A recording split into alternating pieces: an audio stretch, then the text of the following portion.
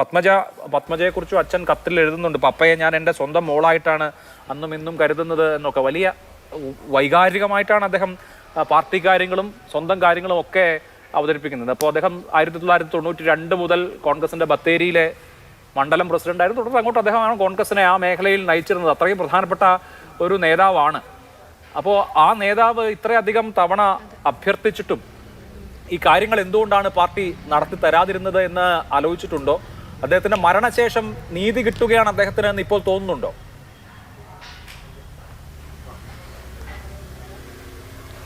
ഇപ്പം നേരത്തെ ആര് സംസാരിച്ചതെന്ന് എനിക്കറിയില്ല. അവര് പറഞ്ഞല്ലോ, ഇപ്പം ഞാൻ സംസാരിച്ചതിൽ അവരുടെ അച്ഛൻ്റെ അവസാന സമയം നമ്മൾ ഒരു കമ്മ്യൂണിക്കേഷൻ ഗ്യാപ്പ് ഉണ്ടെന്ന് എന്തോ പറഞ്ഞില്ലേ അവര്. പക്ഷെ ആ സമയത്തും അച്ഛൻ്റെ ടെൻഷൻ കണ്ടിട്ട് നമ്മൾ ചോദിച്ചതാണ് എന്താണ് പ്രശ്നം എന്ന് ചോദിച്ചപ്പം ഒക്കെ ശരിയാവും എന്നാണ് പറഞ്ഞത്. പക്ഷെ ഇത്രയും വലിയ ബാധ്യതകളുള്ളത് അച്ഛൻ പറഞ്ഞില്ല എന്ന് മാത്രം. ഇത്രയും വലിയ ബാധ്യതകളുള്ളത് ഞങ്ങൾ ഇപ്പോൾ പോലീസ് ഓരോ ബാങ്കിലും പോയിട്ട് അന്വേഷിക്കുമ്പോഴാണ് ഓരോ സ്ഥലത്തും ഇത്ര ബാധ്യതകൾ ഉണ്ടെന്ന് തന്നെ ഞങ്ങൾ അറിയുന്നത്. അല്ല, ആ ബാധ്യതകളുടെ കാര്യം അച്ഛൻ എഴുതി വെച്ചിട്ടുണ്ടല്ലോ. ഇപ്പോ ND അപ്പച്ചന്റെ വീടിനടുത്തുള്ള ഒരു ചാക്കോയ്ക്ക് ചാക്കോയുടെ നിന്ന് പണം വാങ്ങിച്ചു. ഈട് കൊടുത്തത് ഇദ്ദേഹമാണ്. മറ്റു രണ്ടുപേരും നോക്കിയിരുന്നു. ഇങ്ങനെ കോൺഗ്രസ് നേതാക്കളുടെ ബാധ്യതയാണ്. അതുപോലെ IC ബാലകൃഷ്ണന്റെ 7 ലക്ഷം രൂപ വാങ്ങിച്ചു, 2 ലക്ഷമേ തിരിച്ചു കൊടുത്തുള്ളൂ. ബാക്കി 5 ലക്ഷത്തിന്, അതായത് സ്വന്തമായി വാങ്ങാത്ത നേതാക്കൾ വാങ്ങിയ പണത്തിന് സമാധാനം പറയേണ്ട, അല്ലെങ്കിൽ അത് തിരിച്ചു കൊടുക്കേണ്ട ബാധ്യത NM വിജയന് വന്നു എന്നാണല്ലോ അദ്ദേഹത്തിന്റെ കത്തിൽ നിന്ന് വ്യക്തമാവുന്നത്. സ്വന്തം നിലയ്ക്ക് വരുത്തിയ ബാധ്യതയല്ല. അല്ല, അത് ഞങ്ങൾക്ക് പേഴ്സണലായിട്ട് എഴുതിയ ലെറ്ററിൽ പറയുന്നത് ഒരു 3 ബാധ്യതയെ പറ്റി പറയുന്നുണ്ട്. അത് മാത്രമേ ഞങ്ങൾ അറിവിലുള്ളൂ. അത് ഞങ്ങൾക്ക് അറിയുന്നതുമായിരുന്നു. ഈ ബാക്കി ബാധ്യതകളൊന്നും നിങ്ങൾ ഏറ്റെടുക്കേണ്ടതില്ല എന്നുള്ളതാണ് അദ്ദേഹം പറയുന്നത്. സ്വാഭാവികമായും നിങ്ങൾ ഏറ്റെടുക്കേണ്ടതില്ല. കാരണം അദ്ദേഹം ഈ ബാങ്കിന്റെ ചുമതലയിൽ ഉണ്ടായിരുന്ന സമയത്ത് പാർട്ടി തീരുമാനിച്ച് പാർട്ടി നടത്തിയ പരിപാടികൾക്ക് വേണ്ടി ചെലവാക്കിയ പണമാണ്, അല്ലെങ്കിൽ പാർട്ടി നേതാക്കൾ വാങ്ങിയ പണമാണ്. അപ്പോൾ സ്വാഭാവികമായിട്ട് കുടുംബാംഗങ്ങളല്ല അതിൻ്റെ ബാക്കി കാര്യങ്ങൾ നടത്തേണ്ടതും അതിൻ്റെ ഉത്തരവാദിത്വം ഏറ്റെടുക്കേണ്ടതും. അപ്പോൾ പാർട്ടിക്ക് വേണ്ടി ചെലവാക്കിയ പണം, പാർട്ടിക്ക് വേണ്ടി വരുത്തിവെച്ച ബാധ്യത അത് പാർട്ടി തന്നെ നിറവേറ്റും എന്ന് ഏതെങ്കിലും നേതാവ് പറഞ്ഞോ? അവിടുത്തെ താഴെത്തട്ടിലെ വയനാട്ടിലെ നേതാക്കൾ ആരെങ്കിലും സംസാരിച്ചോ? ഇല്ല, ഇതുവരെ ഒന്നും പറഞ്ഞിട്ടില്ല.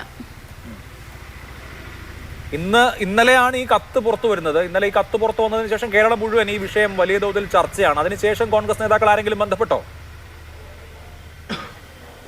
ഇല്ല, ആരും വിളിച്ചിട്ടില്ല, ആരും വന്ന് കണ്ടിട്ടില്ല. ഇല്ല, ആരും വന്നിട്ടില്ല. അപ്പോൾ ഇനിയിപ്പോ കുറെ അധികം ബാധ്യതകളുടെ പ്രശ്നമുണ്ട്. ആ ബാധ്യതകളുടെ പ്രശ്നം എന്ന് പറയുന്നത് സാധാരണ നിലയിൽ ഒരാൾക്ക് വന്ന കടവുമല്ല, മറിച്ച് രാഷ്ട്രീയ ഉത്തരവാദിത്തത്തിന്റെ ഭാഗമായി വന്ന കടമാണ്. ഒരു ബാങ്കിന്റെ നിയമനങ്ങളുമായി ബന്ധപ്പെട്ട് 22 നിയമനങ്ങൾ നടത്താനുള്ള സാധ്യതയുണ്ട് എന്ന് മനസ്സിലാക്കി അതിനുവേണ്ടി പണം വാങ്ങുന്നു. പക്ഷേ ബാങ്കിന്റെ ഭരണസമിതി പെട്ടെന്ന് മാറുകയാണ്. അപ്പോൾ സ്വാഭാവികമായിട്ടും ആ നിയമനം നടത്താൻ കഴിഞ്ഞില്ല. ആ സമയം വാങ്ങിയ പൈസ തിരികെ കൊടുക്കേണ്ട ഒരു അവസ്ഥ വരികയും ചെയ്തു. അങ്ങനെയാണല്ലോ അദ്ദേഹം കടക്കാരനായത്. അപ്പോൾ ഈ കാര്യങ്ങൾ, ഈ കോഴ വാങ്ങിയത് അടക്കമുള്ള കാര്യങ്ങൾ പോലീസ് അന്വേഷിക്കണമെന്നാണോ നിങ്ങളുടെ ആവശ്യം? അതെ, അന്വേഷിക്കണം. കാരണം ഇത് കുടുംബത്തിലേക്ക് കൊണ്ടുവന്നിട്ടില്ലല്ലോ. അപ്പൊ അതെന്താന്നുള്ള സത്യാവസ്ഥ പോലീസ് അന്വേഷിക്കട്ടെ. ഇപ്പോൾ ഈ പറഞ്ഞ മറ്റ് നേതാക്കളൊക്കെ സാധാരണ നിലയിൽ അദ്ദേഹത്തോട് നല്ല ബന്ധത്തിലായിരുന്നു. ഇപ്പോൾ IC ബാലകൃഷ്ണൻ അടക്കമുള്ള ആളുകൾ വാങ്ങിയ പണത്തെക്കുറിച്ച് നേരത്തെ തന്നെ 2 കൊല്ലം മുമ്പ് തന്നെ അദ്ദേഹം പാർട്ടി നേതൃത്വത്തെ അറിയിച്ചിട്ടുണ്ട്. അതിനുശേഷവും പാർട്ടി നേതാക്കളും ഒക്കെ ആയിട്ടൊക്കെ സാധാരണ ബന്ധം തന്നെ ആയിരുന്നു NM വിജയന്. പണ്ടത്തെ അത്ര സജീവമായിരുന്നില്ല. അന്നൊക്കെ എല്ലാവരും വീട്ടിൽ വരും. അച്ഛൻ കൗൺസിലർ ആയിരുന്ന സമയത്തൊക്കെ കുറേ പേര് വരികയൊക്കെ ചെയ്യായിരുന്നു. ഇപ്പോൾ ആയിട്ട് ആരും അങ്ങനെ വരാറില്ല. അല്ല, അദ്ദേഹത്തിന്റെ അവസാന സമയത്ത് പൂർണ്ണമായും NM വിജയൻ ഒറ്റപ്പെട്ടതുപോലെ, പാർട്ടി പൂർണ്ണമായും കൈയൊഴിഞ്ഞതുപോലെ ആയിരുന്നോ? സജീവ പ്രവർത്തനത്തിന് പോയിട്ടുണ്ടായിരുന്നില്ല പണ്ടത്തെ പോലെ. മുതിർന്ന നേതാക്കളൊക്കെ ഇപ്പൊ അദ്ദേഹം കത്തിൽ പണ്ട് അദ്ദേഹം മണ്ഡലം പ്രസിഡന്റ് ആയിരിക്കുന്ന സമയത്ത് K. സുധാകരൻ വീട്ടിൽ വന്നതും മറ്റുമൊക്കെ അനുസ്മരിക്കുന്നുണ്ട്.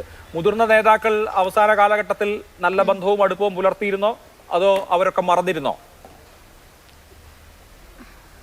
അതൊക്കെ എൻ്റെ കല്യാണത്തിന് മുൻപാണെന്ന് തോന്നുന്നു. കല്യാണം കഴിഞ്ഞതിന് ശേഷം ഞാൻ അങ്ങനെ കണ്ടിട്ടില്ല. അങ്ങനെ അത്ര സജീവമായി നേതാക്കൾ അല്ലെങ്കിൽ നേതൃത്വം ബന്ധം പുലർത്തിയിരുന്നില്ല. അതേസമയം അദ്ദേഹത്തിന് ബാധ്യതകൾ ഉണ്ടായിരുന്നു. ആ ബാധ്യതകളെല്ലാം സ്വന്തം നിലയ്ക്ക് നോക്കേണ്ടി വന്നു എന്ന് വേണം മനസ്സിലാക്കാൻ. ഈ പണം കിട്ടാനുള്ള ആളുകൾ ബന്ധപ്പെടുകയോ അല്ലെങ്കിൽ പണം കിട്ടാനുള്ള ആളുകൾ വീട്ടിലേക്ക് വരികയോ അദ്ദേഹത്തെ ബുദ്ധിമുട്ടിക്കുകയോ അങ്ങനത്തെ ഒരു സാഹചര്യം എപ്പോഴെങ്കിലും കണ്ടിട്ടോ അറിഞ്ഞിട്ടോ ഉണ്ടോ? വന്നിട്ടുണ്ടായിരുന്നു. ഞങ്ങൾ 2-3 പ്രാവശ്യം കണ്ടപ്പോഴാണ് ഞങ്ങൾ ചോദിച്ചത് ഇതെന്താ പ്രശ്നം എന്ന് ചോദിച്ചപ്പോഴാണ് ഞങ്ങളുടെ അടുത്ത് പറയുന്നത്. അല്ല, എന്താണെന്നാണ് അന്ന് അച്ഛൻ പറഞ്ഞത്? അത് ഞങ്ങൾ 9:30 ആകുമ്പോൾ 2 പേരും ജോലിക്ക് പോകും. അപ്പം അതിൻ്റെ മുന്നേ വന്ന 1-2 പേരെയാണ് നമ്മൾ കണ്ടത്. അപ്പം അച്ഛൻ അവരോട് ഇവിടുന്ന് സംസാരിക്കുന്ന സമയത്ത് നമ്മൾ ഉള്ളിലായിരിക്കുമല്ലോ, നമ്മൾ അങ്ങനെ അങ്ങോട്ട് കയറി വരാറില്ല. അവര് ഈ പണം ആരും ഒരാൾ ഭയങ്കരമായിട്ട് ഒച്ചയിടുന്നത് കണ്ടപ്പോഴാണ് നമ്മൾ ചോദിച്ചത് ഇതെന്താ പ്രോബ്ലം എന്ന് ചോദിച്ചപ്പോഴാണ് എന്തോ നിയമനത്തിന്റെ എന്തൊക്കെയോ പറഞ്ഞത്. അന്ന് അച്ഛൻ എന്താ പറഞ്ഞതെന്ന് ഓർമ്മയുണ്ടോ? എന്തോ നിയമനത്തിന് അവര് ഉറക്കെ സംസാരിച്ചതുകൊണ്ടാണ് നമ്മൾ കേട്ടത്. കാരണം എന്തോ നിയമനത്തിന്റെ കാര്യമൊക്കെ സംസാരിക്കണ്ടായിരുന്നു. അത് ഈ അതായത് നിയമനം സമയത്ത് ഞങ്ങളടുത്ത് പറഞ്ഞത് ഒക്കെ ശരിയാവും എന്നാണ്. അതെ, അതായത് നിയമനം കൊടുക്കാം എന്ന് പറഞ്ഞ് പണം വാങ്ങിച്ചിട്ടുണ്ട് ആളുകളുടെ അടുത്ത് നിന്ന്. പക്ഷെ നിയമനം കൊടുക്കാൻ പറ്റിയില്ല. അതാണ് സംഭവം ഉണ്ടായത്. അപ്പോ ആ പണം കൊടുത്ത ആളുകൾക്ക് പണം തിരികെ കൊടുക്കണമല്ലോ. ആ പണം തിരികെ കിട്ടാനുള്ള ആളുകളാണ് അദ്ദേഹത്തിന്റെ വീട്ടിലേക്ക് വന്നത്. ആ ആളുകൾ സംസാരിക്കുന്നതായിരിക്കും ഒരുപക്ഷെ നിങ്ങൾ കേട്ടിട്ടുണ്ടാവുക.